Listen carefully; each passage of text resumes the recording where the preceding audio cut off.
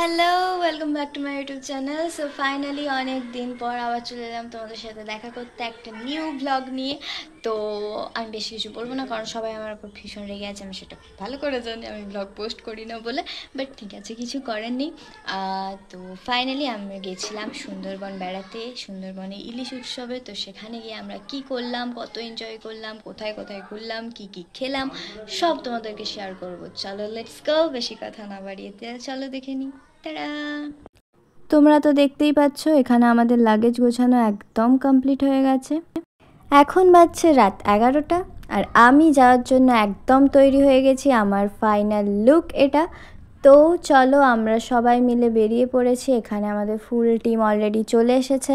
এবার আমরা চলে যাব মেদিনীপুর স্টেশনে। আমরা বেরিয়ে পড়েছি মেদিনীপুর যাওয়ার উদ্দেশ্যে। সো ফাইনালি আমরা পৌঁছে গেছি স্টেশনে, আর আমরা এসেছিলাম 27 জন।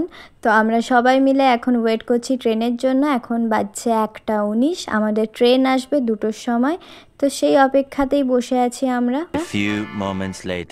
গুড মর্নিং এভরিবডি, আমরা ভোর ভোর পৌঁছে গেছি হাওড়া স্টেশনে।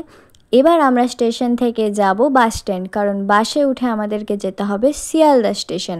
সেখান থেকে আছে আমাদের ক্যানিং যাওয়ার ট্রেন। আর আমরা এখানে বাসে উঠে গেছি অলরেডি সবাই। এরপর আমরা চলে যাব শিয়ালদা স্টেশন, আর আমরা পৌঁছেও গেছি শিয়ালদা স্টেশনে।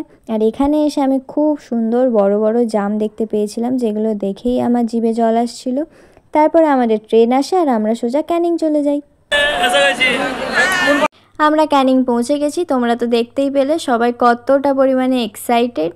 এরপর আমরা উঠে গেছিলাম অটোতে করে এবার আমরা যাচ্ছি লঞ্চ ঘাট, যেখানে গিয়ে আমরা লঞ্চে উঠব। তো আমরা অটোতে করে পৌঁছে গেছিলাম লঞ্চ ঘাটে। তো তোমরা সবাই দেখতেই পাচ্ছ এখানে কতটা পরিমাণে ভিড়।